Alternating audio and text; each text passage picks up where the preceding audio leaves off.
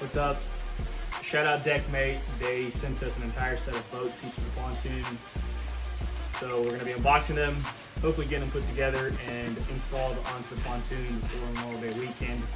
Unfortunately, it's raining right now, so I'm stuck in this corner of the shop unboxing them and trying to get them put together, but we gotta get out and wait till Memorial Day, so let's get after it.